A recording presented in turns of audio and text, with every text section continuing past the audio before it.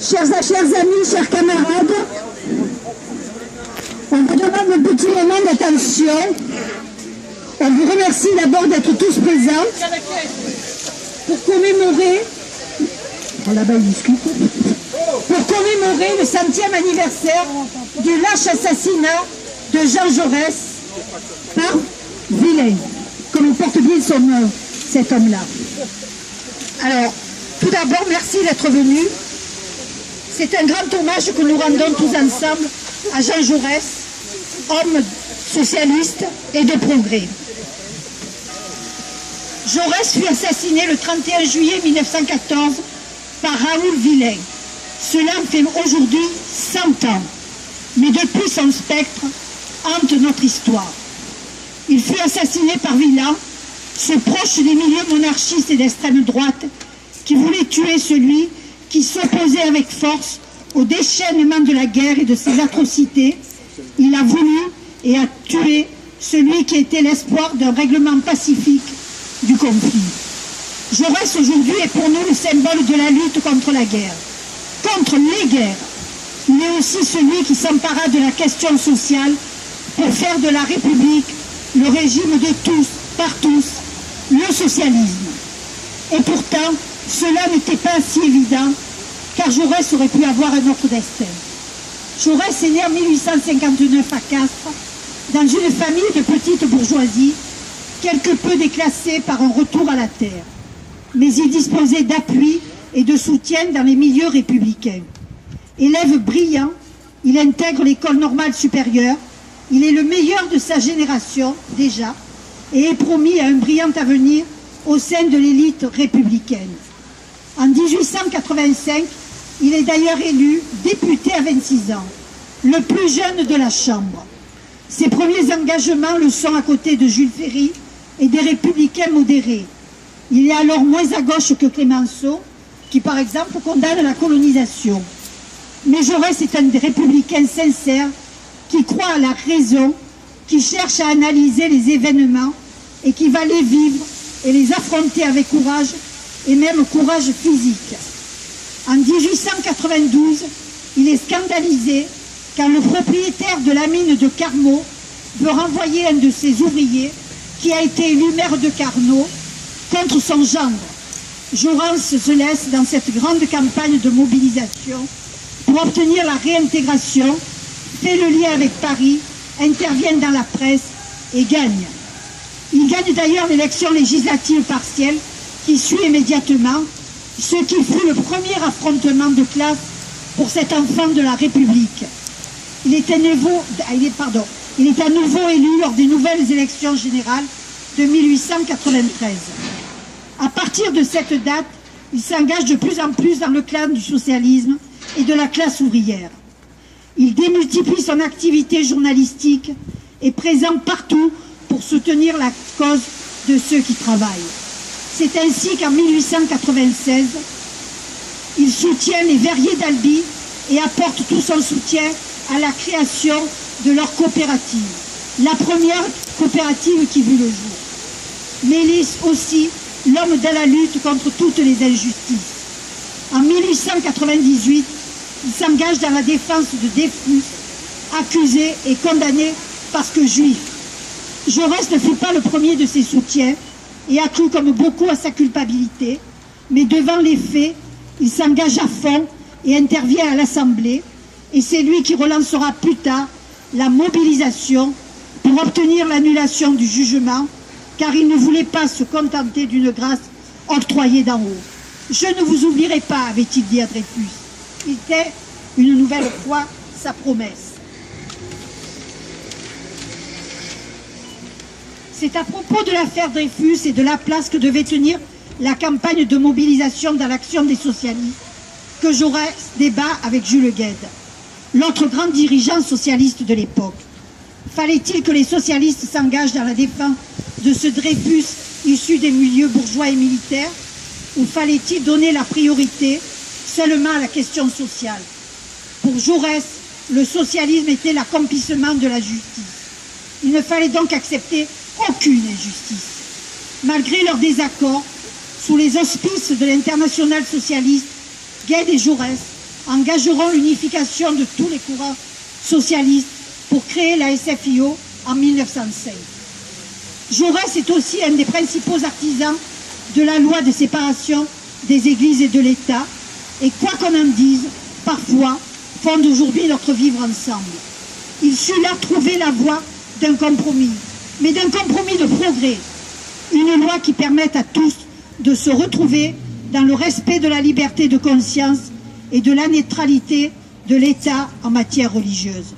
Oui, Jaurès avait le sens du compromis, mais à l'inverse, ce que l'on peut entendre dans la voix de nos gouvernants, ce n'était pas pour accepter ou faire accepter des régressions sociales, mais bien pour changer la société avec toujours cette visée progressiste chevillée au corps.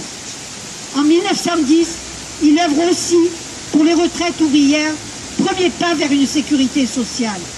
S'il n'a jamais participé au pouvoir, il a toujours pensé que les révolutionnaires devraient prendre toutes leurs responsabilités, mais à condition d'aller vers du mieux, et non pour accepter les pires reculs au nom du réalisme et de l'impuissance politique. Ces réformes, il les attache donc à un horizon. Pour lui, ce sont des réformes révolutionnaires qui préparent et introduisent même au sein du capitalisme des formes de socialisme, de communisme.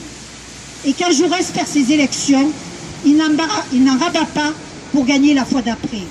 C'est un homme de conviction et ce sont elles qui fondent son engagement. Mais Jaurès n'est pas qu'un parlementaire.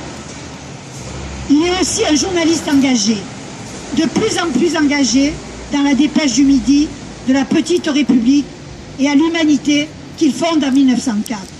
L'Humanité, son journal, notre journal, qu'il veut socialiste et indépendant et qui lui permettra d'intervenir dans tous les débats et surtout ceux de la paix et contre la guerre. Alors, suffirait-il aujourd'hui de revenir à Jaurès? Observons d'abord qu'à gauche, ils ne sont plus très nombreux, si ceux qui au Parti socialiste s'en réclament. Le président et le Premier ministre n'en font pas leur principale référence, lui préférant Clemenceau, mais le Clemenceau de la répression antisociale et du jusqu'au-boutisme guerrier. Pour les communistes, Jaurès reste une référence majeure. Nous y voyons d'abord la morale en politique, quand celle-ci est souvent disqualifiée aux yeux de nos concitoyens par des affaires récentes comme l'affaire Cahuzac ou l'affaire Sarkozy. Nous y voyons le combattant pour la paix, quand la guerre devient le moyen d'assurer les intérêts impérialistes dans le monde. L'Ukraine et la Palestine aujourd'hui. Nous y voyons le champion de la justice sociale, alors qu'aujourd'hui, toute réforme est symbole de régression sociale. Exemple, le pacte de responsabilité. Nous y voyons le journaliste soucieux, méticuleux et des grandes causes qui a fondé notre indispensable journal. C'est à propos de... Pardon. Nous y voyons le militant de chaque instant jusqu'à mourir pour ses idées. Alors bien sûr, le monde d'aujourd'hui n'est plus celui de Jaurès. Mais nous avons besoin d'inscrire le combat pour l'émancipation humaine dans un récit. Et ce récit passe par la mémoire ineffaçable de Jaurès. Il fut l'honneur de la gauche, l'honneur du socialisme, et au moment où ces mots deviennent des gros mots, il faut les répéter sans relâche. Nous, les communistes, nous en sommes les continuateurs, pas que de Jaurès évidemment, mais de Jaurès aussi. Merci. J'ai choisi ce texte dans la préface de Histoire socialiste, dirigée par Jean Jaurès, et qui nous écrit deux sublimes expressions: société communiste et révolution sociale. Qui nous en voudra d'être surtout attentifs aux vertus militantes de ce prolétariat accablé qui depuis un siècle a si souvent donné sa vie pour un idéal encore obscur. Ce n'est pas seulement par la force des choses que s'accomplira la révolution sociale, c'est par la force des hommes, par l'énergie des consciences et des volontés. L'histoire ne dispensera jamais les hommes de la vaillance et de la noblesse individuelle. Et le niveau moral de la société communiste de demain sera marqué par la hauteur morale des consciences individuelles dans la classe militante d'aujourd'hui. Proposer en exemple tous les combattants héroïques qui, depuis un siècle, ont eu la passion de l'idée et le sublime mépris de la mort, c'est donc faire œuvre révolutionnaire. Nous ne serions pas des hommes de la Révolution qui lisaient les vies de Plutarque. À coup sûr, les beaux élans d'énergie intérieure qu'ils suscitaient ainsi en eux changeaient peu de choses à la marche des événements. Mais du moins, ils restaient debout dans la tempête. Ils ne montraient pas, sous l'éclair des grands orages, des figures décomposées par la peur. Et si la passion de la gloire animait en eux la passion de la liberté ou le courage du combat, nul n'osera leur en faire grief.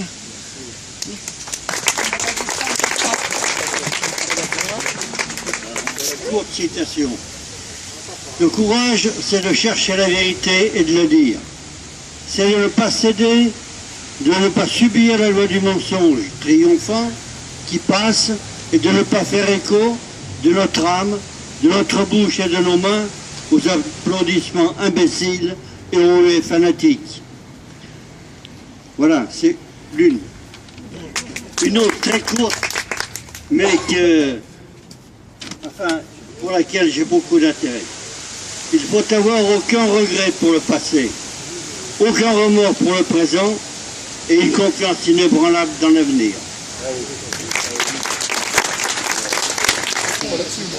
Ok. C'est un texte extrait du discours à la jeunesse à Albi.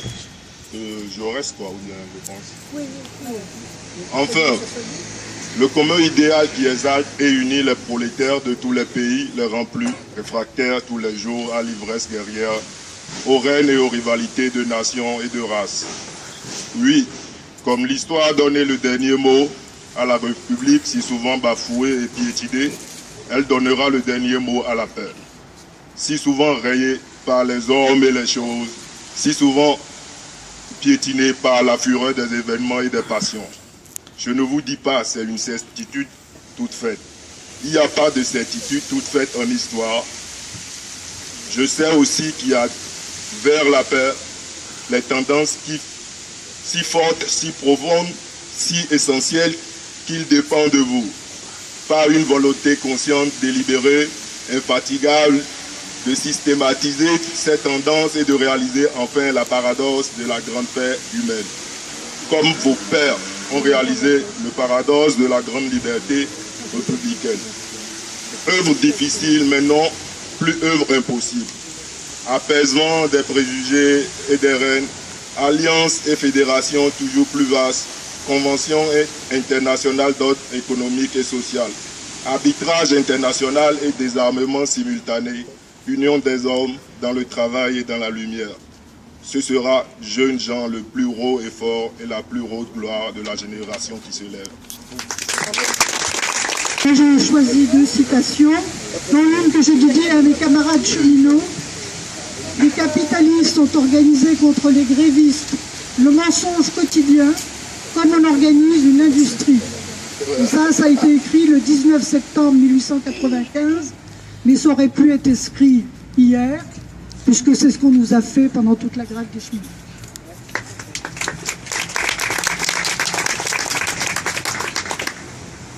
Et celle-ci, qu'on peut reprendre dans bien des entreprises, la respecte-t-il la vie humaine, ces financiers sans scrupules qui accumulent tant de ruines et causent tant de suicides? C'était le discours à la Chambre contre la répression du mouvement anarchiste en juillet 1894. C'est de chercher la vérité et de la dire. C'est de ne pas subir la loi du mensonge triomphant qui passe et de ne pas faire écho de notre âme, de notre bouche et de nos mains aux applaudissements imbéciles et aux huées fanatiques.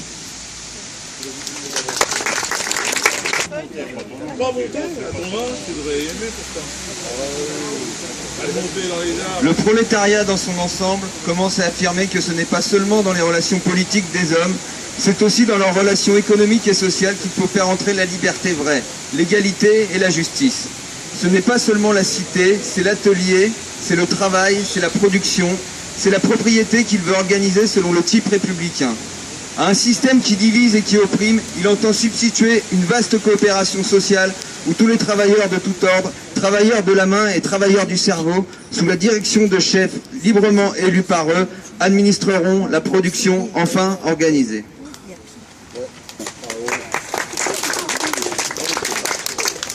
Envers une idée audacieuse qui doit ébranler tant d'intérêts et tant d'habitudes et qui prétend renouveler le fond même de la vie, vous avez le droit d'être exigeant.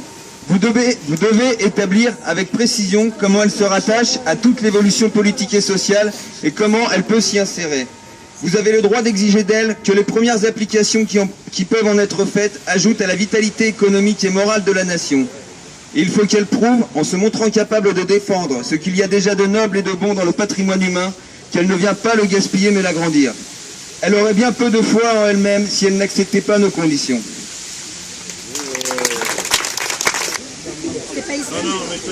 Alors, il est allumé ? Oui. Alors moi je vais vous lire un extrait d'un discours de Jaurès qui s'appelle « La liberté souveraine de l'esprit ». C'est un discours qu'il a prononcé à la Chambre des députés en janvier 1895. Mais ce qu'il faut sauvegarder avant tout, ce qui est le bien inestimable conquis par l'homme à travers tous les préjugés, toutes les souffrances et tous les combats, c'est cette idée qu'il n'y a pas de vérité sacrée, c'est-à-dire interdite à la pleine investigation de l'homme. C'est cette idée que ce qu'il y a de plus grand dans le monde, c'est la liberté souveraine de l'esprit. C'est cette idée qu'aucune puissance, ou intérieure ou extérieure, aucun pouvoir et aucun homme ne doivent limiter le perpétuel effort et la perpétuelle recherche de la raison humaine. Cette idée que l'humanité dans l'univers est une grande commission d'enquête dont aucune intervention gouvernementale, aucune intrigue céleste ou terrestre ne doit jamais restreindre ou fausser les opérations. Cette idée que toute vérité qui ne vient pas de nous est un mensonge, que jusque dans les adhésions que nous donnons, notre sens critique doit toujours rester en éveil et qu'une révolte secrète doit se mêler à toutes nos affirmations et à toutes nos pensées. Que si l'idée même de Dieu prenait une forme palpable, si Dieu lui-même se dressait, visible sur les multitudes, le premier devoir de l'homme serait de le refuser. L'obéissance est de le traiter comme l'égal, avec qui l'on discute, mais non comme le maître que l'on subit. Merci. Qui ont retenu mon attention aujourd'hui. Le premier des droits de l'homme, c'est la liberté. La liberté individuelle, la diversité de pensée, la liberté du travail, que malheureusement on n'a plus aujourd'hui. Une autre citation. Le courage, c'est de choisir un métier et de bien le faire quel qu'il soit, même si on est à l'abri des ministères. Ça c'est moi à la fin. Hein. À celui qui n'a plus rien, la patrie est ton seul bien. Alors protégeons-la.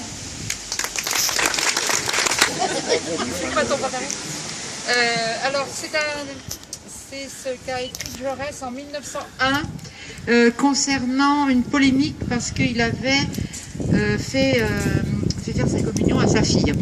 Et donc il a été attaqué là-dessus. Donc il a répondu sur un texte qu'on pourrait dire appelé le droit de l'enfant. Mais que devient, dit-on, le droit de l'enfant? Le droit de l'enfant n'est pas un droit abstrait que nous ayons à sauvegarder dans une société abstraite.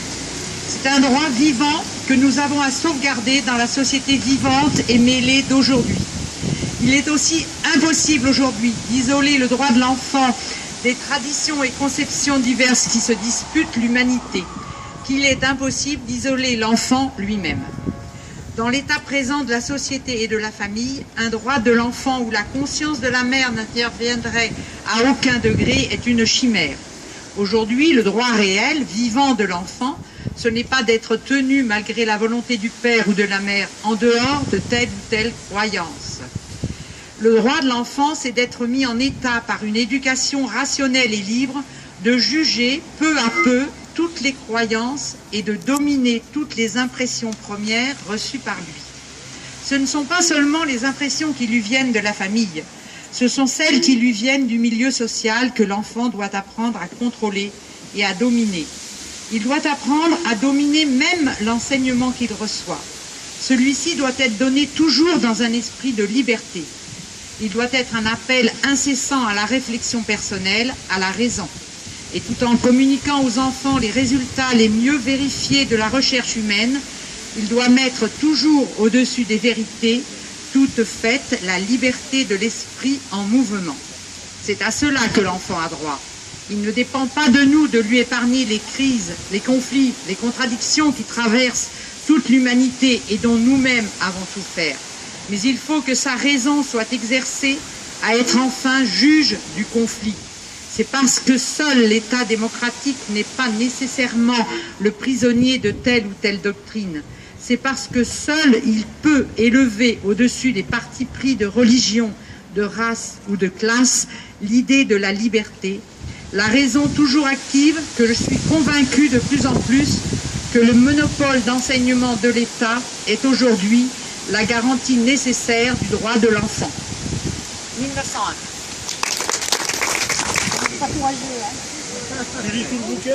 Non, je ne vais pas lire.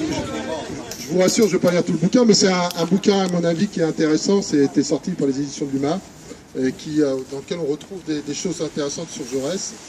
Et c'est à propos d'un écrit sur la propriété, un écrit qui rejoint en cela la pensée de Marx, qui n'était pas un peu plus approfondie avec le Capital, mais aussi de grands révolutionnaires qui, en 1789, ont été des hommes majeurs dans la pensée révolutionnaire. Je pense à Gracchus Babeuf.